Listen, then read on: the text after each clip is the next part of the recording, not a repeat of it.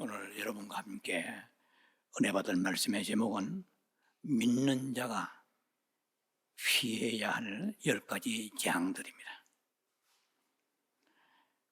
그리스도인이 피해야 될 10가지 재앙들. 두 번째 말씀으로 종길편이 되겠습니다. 후편인데요. 부제목으로서는 주여 10가지 재앙에서 벗어나게 하소서. 본문은 시편 109편 6절로 13절입니다. 좀 길지만은 제가 다 봉독하겠습니다. 악인이 그를 다스리게 하시며 사탄이 그의 오른쪽에 서게 하소서. 그가 심판을 받을 때에 죄인이 되어 나오게 하시며 그의 기도가 죄로 변하게 하시며 8절입니다.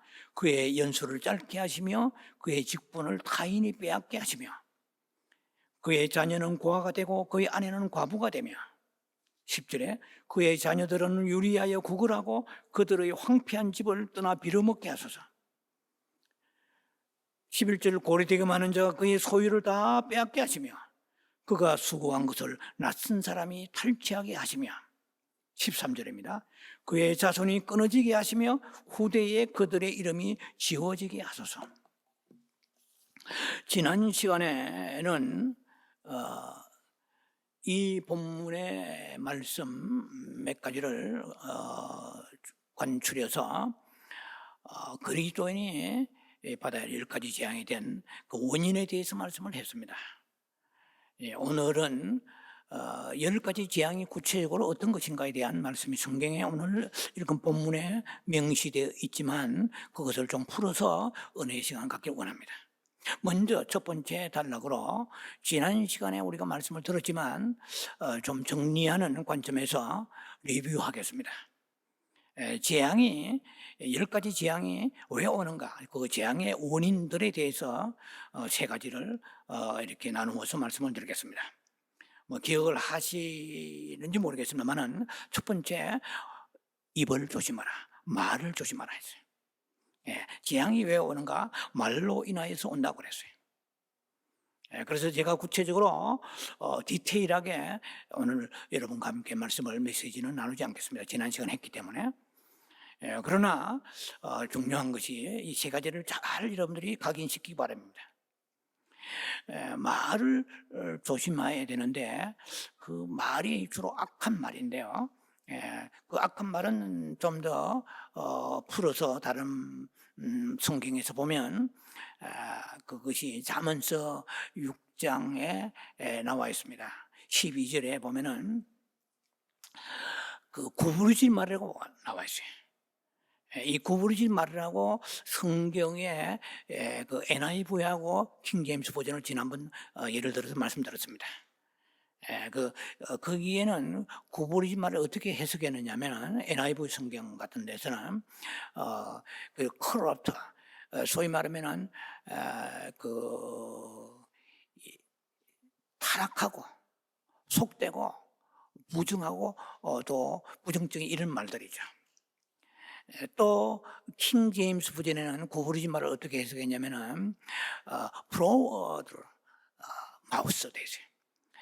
이것은 그 고집이 좀 고집 세고 그리고 성질이 그 가득한 그러한 심술고uden 이렇게 입에서 나오는 말들입니다. 그러니까 하여튼 한마디로 말하면 악한 말이죠, 다들. 그런 말을 부지불식간에 습관적으로 나도 모르게 해댔기 때문에 이런 것들이 다 올무가 되어서 잠언서 6장 2절에 이런 올무가 되어서 말에 얽혀버린 거야. 내가 말에 잡혀버린 거야. 내가 한 남을 향하여 쏟아낸 말들이 부메랑이 되어서 내게 와서 내 삶을 결박해버린 거야.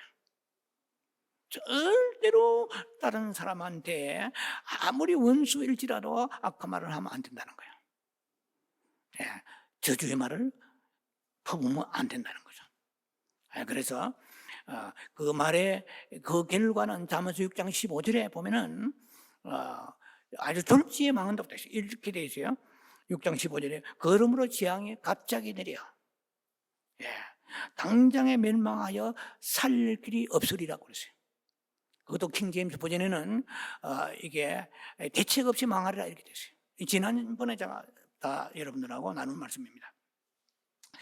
자, 두 번째 재앙이 오는 이유는 선을 악으로 갚고 사랑을 미움으로 갚았기 때문에 그렇다. 다른 사람이 내게 짓거리 많은 선을 베풀었다 할지라도 비록 좁쌀만한 그런 새털 같은 작은 사랑일지라도 그 사랑을 받은 사람은 사랑에 보답하는 마음을 가지고 선대하고 축복해야 되는데 오히려 그 사람에 대해서 악담을 한다든지 그 악으로 갚고 미움으로 그것을 갚았을 때 재앙이 10가지 재앙이 온다. 세 번째는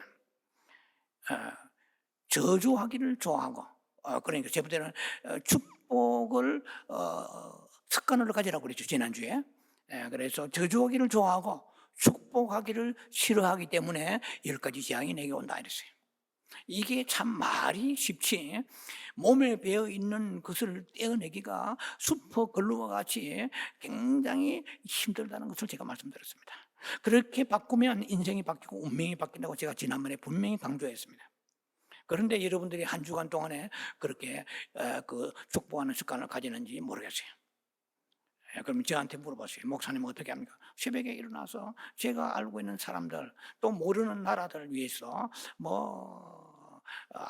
아프리카에 55개국, 아시아에 47개국, 그리고 유럽에 27개국, 그 중동에 27개국, 유럽에 47개국 참 나라 많아요.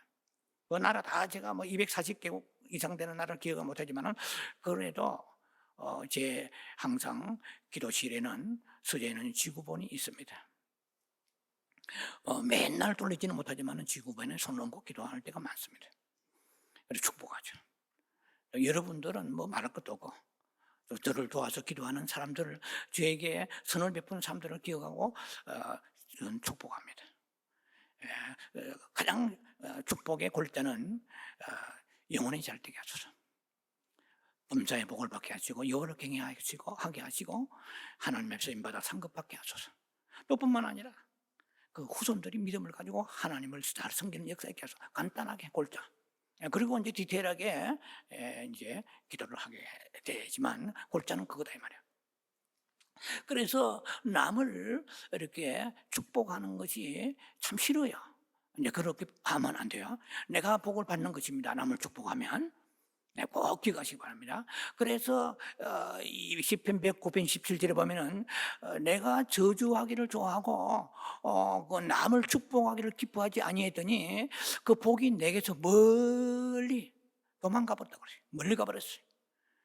멀리 가버리고 난 그 자리에 재앙이 들어가 버렸어요.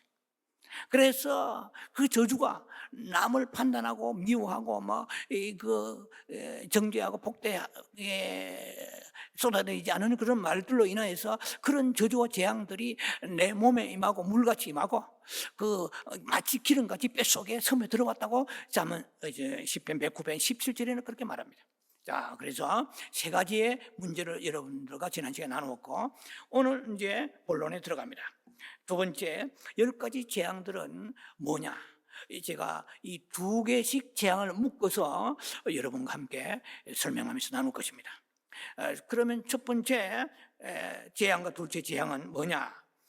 악인이 나를 다스리고 사탄이 나의 우편에 선다는 것입니다. 이것은 무시무시한 얘기예요. 이런 그 세 가지 원인들로 인하여서 내 삶에 이런 재앙이 들어온다는 거예요.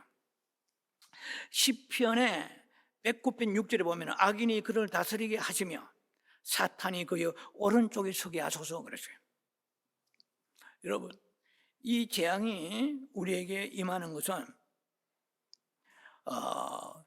우리의 삶에는요 고난이 있고 재앙이 있습니다. 이 고난과 재앙은 차원이 다릅니다. 고난 받는 것은 시편 119편에 여러분 아시다시피 68절 71절에 보면은 고난 받는 게 내게 유의라고 그랬어요. 또 잠언서 욥기 23장 10절에는 내 가는 길을 오직 그가 아시나니 나를 정금같이 나오게 하시라고 그랬죠. 주님께서 나를 고난을 통해서 나를 다루셔서 정금같이 나오게 하신다. 이 고난은 베드로전서 2장의 19절로 이 말씀 20절에 보면은 고난에는 세 가지가 있습니다. 그리고 애매하게 받는 고난이 있어요. 그다음 성경은 부당하게 받는 고난도 있어요. 그리고 죄가 있어서 받는 고난이에요. 세 번째로 선을 행함으로 고난이 있어요. 그러니까 재앙은 자기가 잘나고 거룩하고 선해서 오는 게 하나도 없어요. 재앙은 무조건 죄 때문에 옵니다. 그러나 고난은 욥도 받았고 아브라함, 이삭, 야곱, 그 다음에 베드로, 에스부터 사도 바울까지 다 믿음의 의인들은 다 고난을 받았습니다. 야곱은 말할 것도 없고 그 고난의 대장이라고 하면 야곱이죠. 야곱. 수없는 믿음의 의인들은 고난을 받았습니다. 그런데 재앙은 딱 한 거죠. 죄 때문에 오는 거예요. 그걸 아셔야 됩니다.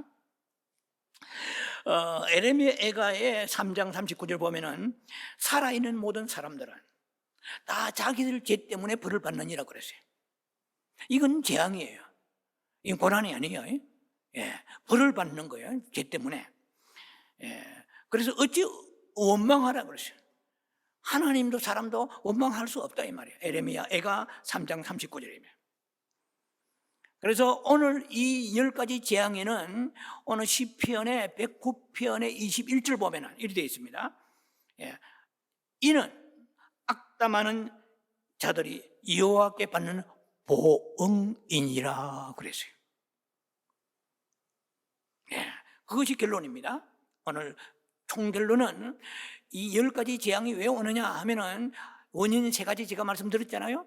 그런데 시편 109편 21절에는 이는 악담하는 자들이 여호와께 받는 보응이니라 그랬어요.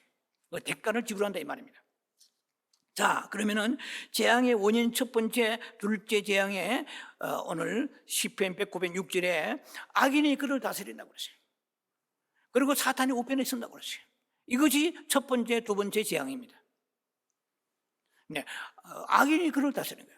내가 공동체나 어떤 모임이나 어떠한 그런 사람들이 그 모이는 곳에 내가 가면 항상 나를 씹는 사람이 있고 나를 미워하고 회방하고 나에게 바드를 주고 디프레스를 주는 그러한 나에게 그 걸림돌이 되는 사람들이 항상 거기에 존재하고 있다는 것입니다.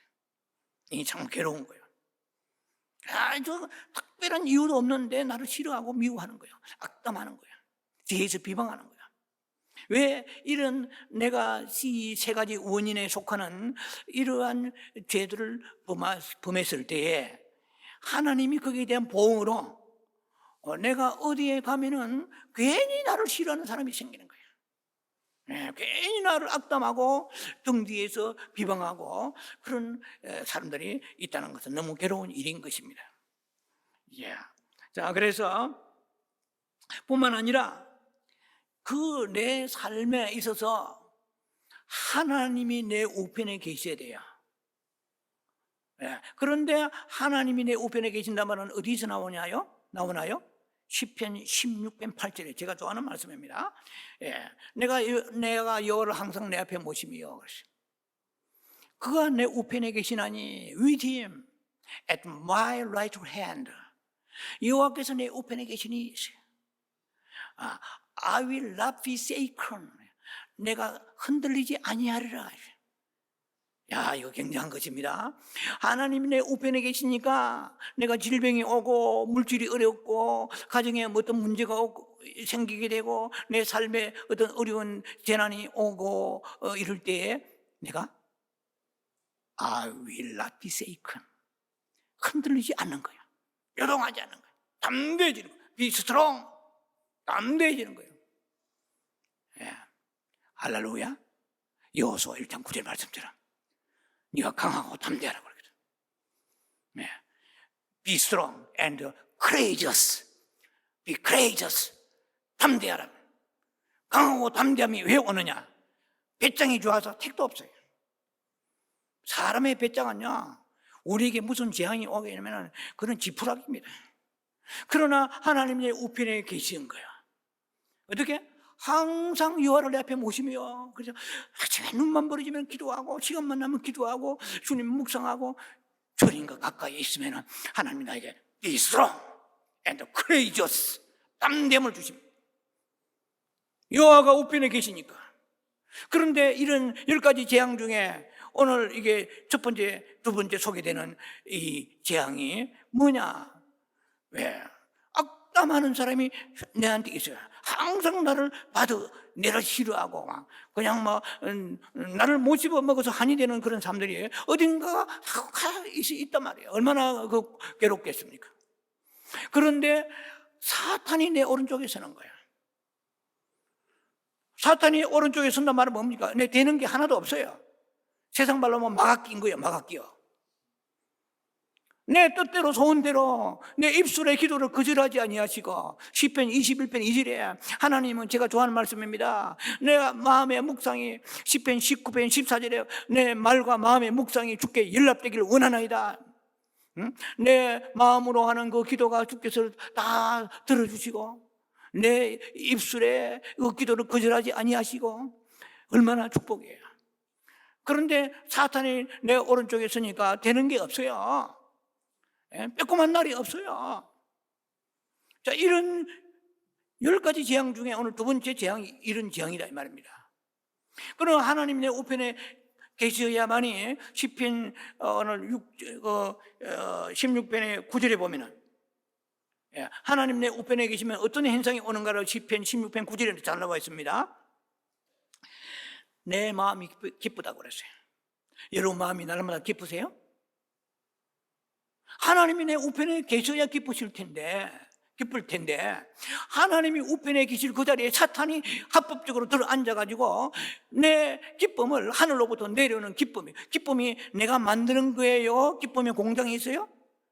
내 남편이 줘요? 자녀가 줘요? 물건이 좋아요? 좋아하는 여러분들이 기호품이 줘요? 그건 잠시입니다. 그건 깊은 기쁨이 아니에요. 떠돌이 기쁨이죠. 떠내려가는 기쁨이요. 하늘부터 내려오는 기쁨을 사탄이 딱 앉아가지고 가로채고 있으니까 기쁨이 없는 거야. 좋은 음식을 먹고도 그만하면 막 산의 진미야. 주지 육림의 산의 진미인데, 그렇게 따뜻한 이불을 덮고 편안하게 자는 생활을 보면 참 행복할 텐데, 트리기에 그 난민들 보세요. 텐트 하나 벌럭벌럭 하는데 비참하잖아요. 추위 불불 떨면서. 그게 오히려 화장실도 가지 못하고 샤워나 하겠어요? 샴푸? 이건 뭐예요? 샤워도 못하는데. 화장실? 자, 그 황무지에다가 한번 생각해보세요. 사는 게 아니잖아요. 그리고 지금 러시아와 전쟁이 일어나는 그런 상황 속에 있는 사람들이 4천만 이상 피난민, 그 삶을 한번 생각해보세요. 자, 그런데 기쁨이 없는 거야. 여호와께 내 우편에 서시면 시편 16편의 9절에 내 마음이 기쁘고 이랬어요. 내 영도 즐거워하고 내 육체도 안전히 거하리니 그러거든요. 육체가 안전히 거해야 우리의 몸이 얼마나 중요합니까? 그것이 우리가 인간의 아주 생리적인 기본 삶에 대해서 보장도 받지 못하는 그런 동물적인 삶을 사는 것은, 그것은 비참한 것입니다. 자, 그래서 육체도 안전히 거하고 마음도 기쁘고 즐겁고 그리고 영도 행복한 것이 만족이 되는 것입니다. 그러니까 이 삼박자 축복이 다 나와요. 내 영혼이 잘 되고 범사도 잘 되고 강건한 거예요. 그러니까 우리의 복은 그러니까 믿음만 있으면 복이 아니고, 아브라함의 복이 갈라디아 3장 14절에 아브라함의 복이 주 안에서 아브라함의 복이 이방인에게 미치게 하리 함이라. 예수의 십자가에 죽으시면 아브라함의 복이 이방인에게 미치게, 그건 아브라함의 복이 뭡니까? 네 가지 복이에요. 믿음의 복이요, 자녀의 복이요. 자녀들이 아브라함과 이삭과 야곱, 요셉 얼마나 믿음으로 살았는지 몰라요. 그 다음에 건강의 복이야. 아브라함은 172세인가 죽었죠. 175세인가? 170살 넘었죠. 그리고 물질의 복이야. 아무것도 없이, 집도 들도 없이 살아가는 것이, 그래서 생피불도 사지 못하고 비참하잖아요. 그러니까 이 네 가지 복을 아브라함이 받았는데 그 복을 우리에게 주시기 위해서 십자가에 죽으시다고 성경은 말씀하십니다. 갈라디아 3장 14절에. 요한 3서 2절은 잘 아시잖아요. 사랑하는 자여 네가 영원히 잘 때같이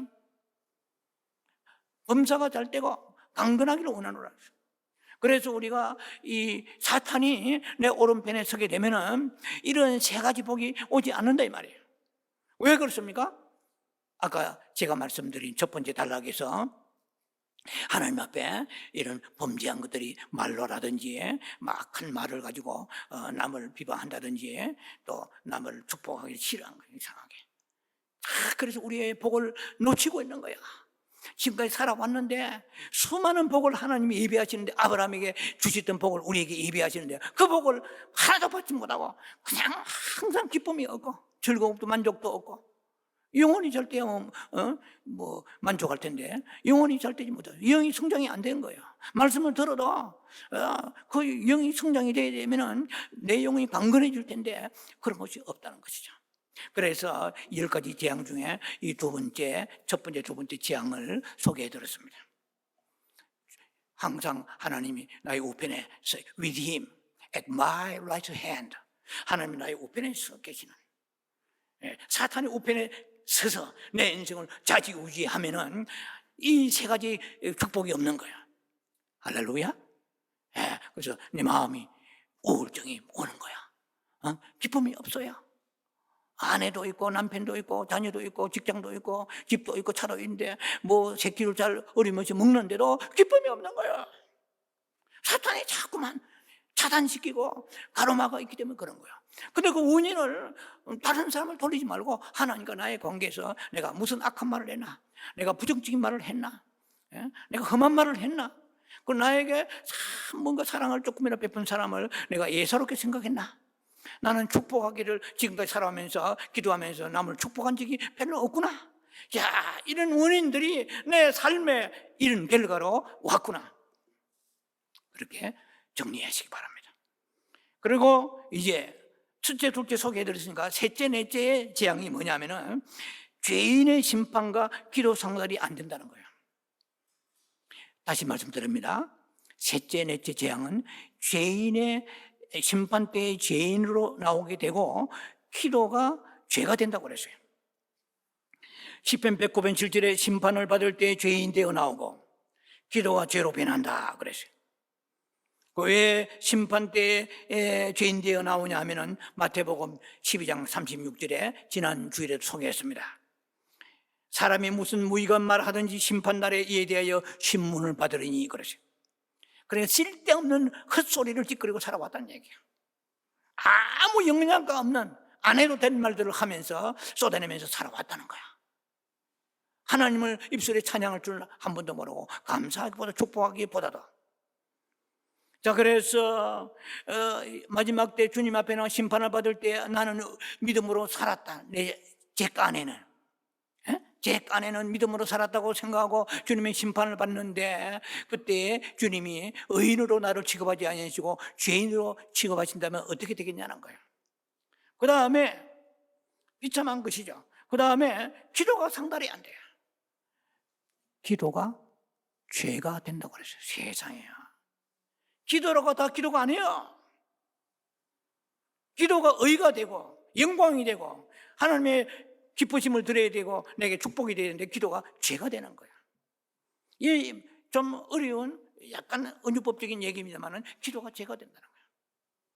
이 말은 뭐냐면은 시편 66편 18절에 보면은 이렇게 되어 있습니다. 내 마음의 죄악을 품으면 주께서 듣지 아니하시리라고 그랬어요. 내 마음의 죄악을 품으니까 그 죄악된 품은 그런 내 마음에 품고 있는 것도 문제고 또 입으로도 나올 때가 있단 말이에요. 그래서 기도가 죄가 되는 거예요. 기도라고 다 기도가 아니에요. 땅바닥에 다 떨어지고 전부 그것이 쓰레기통에 들어가게 되는 무익한 기도가 되는 거예요. 기도를 뭐 많이 하고 오래 하고, 그 다음에 뭐 늘 기도했다 자랑할 게 없습니다. 나는 정말 철저히 회개했는가? 예, 그리고 깨끗한 상태에서 이사야 59장 2절에 보면은 너의 죄로 인하여서 내가 너와 그 사이가 갈라졌다 이랬어요. 예, 너의 죄악이 너희와 너희 하나님 사이를 갈라놓았다 그랬어요. 너희 죄가 그 얼굴을 가리었다고 해요. 여호와 얼굴을 누가 가리느냐? 죄가 가린 거예요. 가리어서 하나님이 듣지 아니하시다고 말씀이 이사야 59장 2절에 나와 있습니다. 또 미가서 3장 4절에는 그때 그들이 여호와께 부르짖을지라도 응답지 아니하시고, 우리가 부르짖으면 대수입니까? 아니에요. 주께 부르짖어야 돼요. 그러나 회개가 없는 상태에 부르짖으면 안 되죠. 그래서 죄가 상달이 안 된다고 미가서 3장 4절에는 말씀하십니다. 그러면 이제 여섯째 재앙이 뭐냐 하면은 연수가 짧고 직분을 빼앗긴다. 이것도 굉장히 심각한 거야. 그러니까 요절한단 말이에요. 술을 못해요. 그리고 직분을 빼앗긴다고 그래요.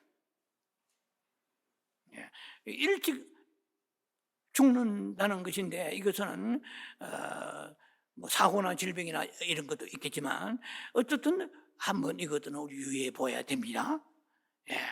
하나님이 우리를 이 세상에 보내실 때는 무슨 사명이 있어 보내신 거예요.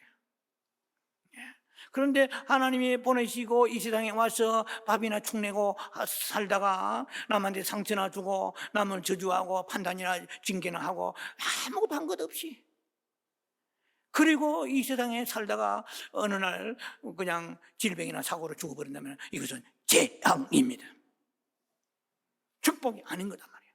그러나 일찍 죽는다고 다 제가 재앙이라는 것은 아니에요. 하나님 앞에 나와서 그 세 가지 그 원인들 이런 것들이 다 걸려 있고, 하나님이 주신 그 사명도 감당하지 못하고 하나님이 데려가신다면 더 있어봐야 너는 죄만 짓겠다. 세상에 이런 불행이 어디 있습니까? 그래서 우리 오래 살려고 몸부림치는 게 중요한 게 아니고 정말 우리가 하나님 앞에 나와서 그 연수를 짧게 하지 말고 석양의 그림자까지 지나가지 말게 하시고 배틀의 북까지 지나가지 말게 하시고, 하나님을 정말 잘 섬기고 시간대대로 기도하고 감사하고 주님 앞에 영광 돌리며, 그리고 상급을 쌓다가 다른 사람에게 축복을 많이 하고 하나님 앞에 가르치도록 이렇게 기도를 해야 그 사람이 하나님 앞에 의의 기도요, 올바른 기도이기 때문에 그 사람이 위험이 올 때 하나님이 막아주실 것입니다. 그래서 무조건 오래 사는 것이 아니고 정말 그렇게 성경에 기록된 대로 어려운 그런 믿음의 삶을 사는 것을 말합니다. 연수가 짧고 직분을 빼앗기는 거야. 이 굉장히 저는 묵상하면서 중요히 생각합니다. 직분을 빼앗긴다? 그건 무슨 말이냐? 자, 회사나 어떤 기업체라든지 무슨 어떤 그 조직체가 있을 거 아닙니까? 직장 생활을 하면서 홀로 사는 사람도 있을지라도 어떤 말단 사원이 되어서 이런 성실하게 하는데 승진도 안 돼요. 복이 내리지 않는 거야. 그러니까 막 항상 스트레스 가득하고 사장 욕이나 하고 돌아다니고 할 수밖에 없는 거야. 왜? 자기가 진급 차례 돌아왔는데 직분을 빼앗기는 거야. 무슨 말이냐? 내가 부장이 돼야 되는데 항상 비장이야. 예를 들면 이해가 되십니까? 그래서 직분을 빼앗긴다는 그런 의미, 세상에 육신적인 일도 있지만 또 하나 중요한 것이 가룟 유다가 직분을 빼앗긴 거 아시죠? 예수님의 12제자의 그 직분을 가룟 유다가 빼앗기고 마띠아가 12제자의 정족수에 들어간 거 아시죠? 자, 이것을 다시 묵상하며 정리해 보니까 교회에 다니는 성도들 가운데 장로, 권사, 집사가 있는데 그 직분답게 살지 못하는 거예요. 여러분, 직분이 장난이 아닙니다. 그냥 목사가 이렇게 임명장 주고 직분 주는 것 같지만 배후의 역사심은 주님이십니다. 하나님이 그 총승되게 여겨서 직분을 주시는 거예요. 디모데전서 1장에 12절인가 보면 나와 있습니다. 바울이 총승되게 여겨서 하나님이 충성되게 여기서 사도란 직분을 주신 거예요. 그럼 직분을 주실 때는 하나님의 축복이 함께 하시는 것인데 그 축복을 받지 못하는 거예요. 근사다운 축복 받지 못하고 장로다운 집사다운 축복을 받지 못한 거예요. 직분을 있지만은, 직분은 집사고 장로고 근사지만은 직분답게 살지 못하는 거예요. 직분다운 믿음이 없는 거예요. 직분다운 영적인 축복이 없는 거예요. 직분이 있는 만큼 하나님의 배에 충성할 수 있도록, 그렇잖아요. 하나님께서 축복을, 건강도 주시고 물질 주시고 믿음 주시고 이 축복을 주셔야 되는데 직분만 헛개비예요. 직분만 입지, 직분을 빼앗긴 거예요. 굉장히 저는 중요하다고 생각합니다. 우리는 한번 자신을 저 자신에서부터 여러분 돌아봐야 돼요. 나는 과연 목사답게, 나는 과연 집사 권사답게, 그러나 뭐 새해가 돼가 몇 년 됐으니까 받은 것이 아니라 하나님이 보실 때 충성되게 여겨 주셨는데, 그러면 나는 과연 충성했는가? 그만큼 내가 집사 때보다 권사가 되니까 믿음이 내가 에스컬레이터 상승되었는가 말이에요. 하나님과 더 가까워졌는가? 집사 때보다 더 기도를 많이 하는가? 집사 때보다 더 충성하고 봉사하고 헌신하는가? 집사 때보다 다른 사람들이 더 덕이 되는가? 권사가 되었습니다. 안 그러면 직분을 빼앗긴 거예요. 할렐루야. 그래서 우리는 기도해, 주여 이 직분을 빼앗기는 재앙인에게 임하지 않게 하소서. 주님 보실 때, 주님의 여러분 지금은요, 주님이 안 보이시죠? 반드시 고린도서 5장 17절 보면은 그리스도 예수 심판대 앞에 서게 됩니다. 그날에 섰을 때에 신부가 되고 안 되고 결정하는 것이지, 오늘 이 땅에서는 우리가 도토리 기적입니다. 그래야 우리가 신부의 그 혼인 참석에 들어간다고 마태복음 22장에 말씀하십니다. 할렐루야. 그래서 여러분들이 주여 이 직분이 얼마나 소중한지 몰라요. 저는요, 개인적인 얘기지만 제가요 과거에 교직 생활하다가 그 은사 받고 이렇게 변화되어서 그리고 교회에서 집사를 받았어요. 얼마나 집사가 되고 싶은지 몰라요. 그 집사 6개월 만에 집사가 되었는데 그 집사의 임명장을 뭐 종이 허벌허벌한 거죠. 싸구려 종이 허벌허벌한 건데 집사 임명장을 벽에다가 붙여놨어요. 저는 상당히 소중히 여겼어요. 그리고 지금은 목사가 되었지만은 여러분요, 여러분이 지금 집사입니까?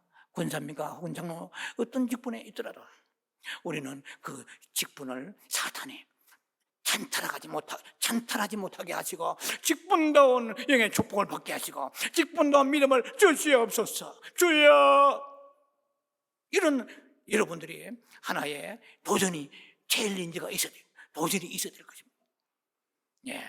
사탄에게 직분을 뺏기지 않는 것입니다. 그리고 여덟째 재앙은 보면은 시편 109편 9절에 나와 있습니다. 자녀는 고아가 되고, 즉 자녀들이 유리방황하고 아내는 과부가 된다고 그랬어요. 이 자녀는 고아가 되고, 그러니까 아이고 목사님, 뭐 저하고는 상관이 안 되네요. 우리 아이들은 내가 뭐 살아있고 그 남편도 있고 뭐 혹은 또 엄마만 있든지 아버지만 있든지 뭐 자녀는 고아가 아니에요. 자세히 보면 10절을 보면은요, 9절 말고 10절을 또 넘어가 보면 자녀들이 유리방황하는 거예요. 애들이 방황해요. 사춘기 때 방황이 아니고 그냥 이 마음이 안 잡혀 정착이 안 돼요. 이해가 되십니까? 이거는 부모 잔소리도 되는 게 아니에요. 이런 것들이 후손들에게 영향을 끼친다고 생각을 심각하게 해봐야 됩니다. 그래서 자녀는 고아가 되고 아내는 과부가 되며 10절에 자녀들이 유리방황하며 구걸하고 궁핍하는 거야. 애들이 뭐 풀리지 않아요. 궁핍하고 구걸하고 빌어먹고 얻어먹는 삶이에요. 남한테, 남을 만나면 친구들한테 막 사주는 그런 행편이 안 되고 항상 얻어먹는 거 좋아하면, 이게 가난의 영이에요. 궁핍의 영이에요. 베푸는 사람이 돼야 되는데 항상 얻어먹기 좋아하는 아이들이 되는 거예요. 자녀들이. 여러분 자녀들에게 가르치세요. 남의 베푸르란 말이에요. 얻어먹기 좋아하지 마란 말이에요. 한 번 얻어먹으면 두 번 사줘라, 이렇게 해요. 너 참 친구들 잘 얻어먹고 댕기는 재주 좋네 이러면은요 교육이 빵점입니다. 이해가 되세요? 그 자녀들이요 그 구걸하고 이런 뜻을 깊이 생각 묵상합니다. 그냥 아이고 거지가 되면 내가 상관이 없네, 우리 아이들은 직장 다니고, 아니에요. 돈을 가지고 거지 행세 하는 거야. 구걸의 영이 들어가는 거야. 가난의 영이 들어가는 거야. 부여의 영이 넘쳐야 됩니다. 베푸는 영이 넘쳐야 돼요. 심는 영이 넘쳐야 돼요. 나누는 영이 넘쳐야 돼요. 그리고 아내는 과부가 된다. 아이고야, 위도우, 과부. 남편이 사망하면 남아있는 여자는 과부잖아요. 그런데 그 아내는, 남편이 이미 죽어버리니까 아내는 과부가 된 거 아니에요? 또 바꾸고 말하면 아내는 죽고 남편이 호레비가 되는 거야. 두 사람이 부부의 해로를 하면서 이렇게 황혼까지 쭉 아름답게 살다가 기도하다가 그렇게 후손을 보며 살아야 할 텐데 일찍 그냥 돌아가신 거예요. 과부가 되는 거예요. 과부도 뭐 생과부가 있고 참과부가 있고 청산과부가 있고 많습니다. 아니, 목사님 뭐 그런 거 연구 많이 하시네요. 성경에 있어요 다. 뭐 청산과부로만 없지만은 참과부란 말이에요. 디모데전서 5장 5절에 보면 참과부는 오직 그리스도의 소망을 두고 밤낮 간구와 기도하는 그 과부가 참과부라고 되어 있어요. 참과부는 9절 이하에 보면은 디모데전서 5장 9절 이하에 보면은 참과부는 그 아이들을 자식을 잘 양육해요. 또 뿐만 아니라 나그네를 대접하고 또 선한 일을 많이 해요. 섬기고 봉사하면서 구제하고 이런 일을 하는 사람이, 과부도 다 재앙받았다고 하면 안 돼요. 과부도 과부 나름이에요. 제가 이런 걸 깊이 연구합니다. 묵상하면서. 자칫하면은 이거 나는 과부인데 재앙받았나? 아니에요. 과부도 참과부가 되면은 하나님의 섭리가 계시니까 홀로 두게 하셔서 주님만 바라보고, 남편이 죄송하지만 너무 걸림돌 되니까 남편을 데려가실 수 있다는 것이죠. 어느 면에서는. 그건 꼭 재앙이라고 말할 수 없는 것입니다. 왜냐하면 훨씬 더 남편의 목 이상으로 자녀를 양육하면서 그 다음에 그리스도의 소망을 두는 거예요. 남편이 있었으면 그리스도 소망 두지 아니하고 남편에게 이리저리 해가지고 휘둘러 다니면서 기도도 옳게 못하고 항상 억눌려 살고 있을 텐데, 주님이 깊은 섭리가 계시니까 사랑하는 그 자녀의 그 영혼을 위하여서 데려가실 수 있는 것이 하나님의 주권대로 하시는 거잖아요. 그것은 우리가 성경을 깊이 해석하지 않으면은 아주 그냥 이렇게 재앙으로 몰아붙이면 안 됩니다. 그래서 과부라도 나는 참과부가 돼야 되겠구나. 이것은 하나님의 은총이야, 섭리입니다. 그런데 여기에 나오는 이 과부는 참과부가 아닌 거죠. 그러니까 재앙을 받는 거죠. 그래서 남자는 호레비가 되고 여자는 과부가 되는 거예요. 자, 이것이 7째, 8째 재앙입니다. 이 마지막에 9째, 10째 재앙은 뭐냐면 소유를 상실하고 후손이 대가 끊기는 거예요. 시편 109편 11절 13절 보면은 11절에 고리대금하는 자가 그의 소유를 다 빼앗게 하며 그가 수고한 것을 낯선 사람이 탈취하게 하시며, 13절에 그의 자손이 끊어지게 하시며 후대에 그 이름이 지워지게 하소서 나와있어요. 그러니까 이게 무슨 말이냐면은 이 10가지 재앙 중에 마지막에 10째 재앙 중에서 소유가 없는 거예요. 그러니까 재산을 탈탈 털려버려요. 어디가 뭐 이 재산이 정식이 되지 아니하고 모아지지 아니하고 그냥 좀 모았다 그러면 망해버리고 그런 사람 많잖아요. 사업에서 망했다, 그냥 망한 게 아니에요. 우리 재주가 없어서 망한 것도 있지만은, 그러나 근본적으로 보면은 재앙이죠.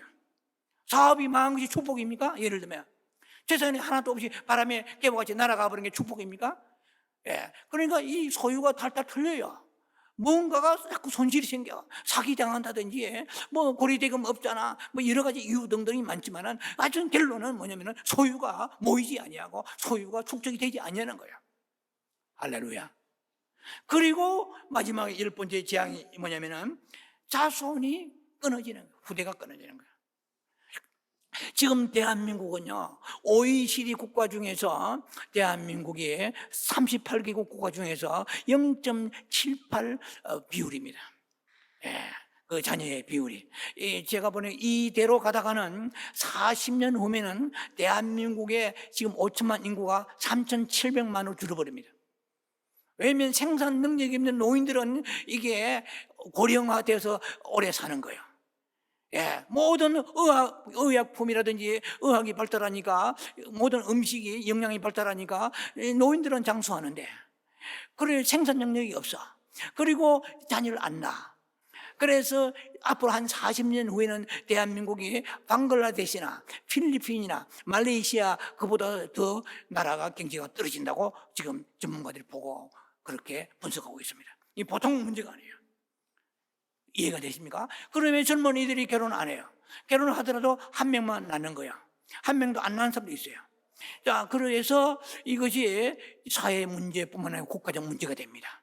이유는 있죠. 경제적인 문제라든지 출산에 여러 가지 육아, 여러 가지 이유가, 저는 전문가 아니기 때문에 모르겠지만 어쨌든 그런 결론이 자손이 대가 끊기게 돼 있어요. 지금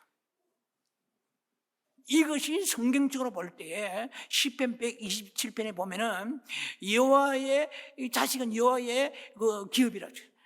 여호와의 기업의 열매, 복된 열매라고 그러죠. 한 명이든 두 명이든 간에 그 대가 끊겨버린다는 거예요. 지금 아예 없으니까 한 명만 있어도 대가 연결되잖아요. 아예 없다는 것이죠. 그 성경적으로 대한민국이 돌아가는 것이 아니고 육신적으로 돌아가는 거예요. 이것은 10가지 재앙 중에 마지막 재앙인데 이것도 어마어마한 징계와 재앙인 것입니다. 오늘 하나님 앞에서 우리가 이제는 이런 10가지 재앙들이 내 삶에 한 가지라도 임하지 않게 하소서. 만약에 한 가지로 들어왔다고 그러면 회개하고, 이 앞에 있는 일단락에 말씀드린 이 3가지를 주님 앞에 나와서 남을 축복하소서. 입에 말을 조심하게 하소서.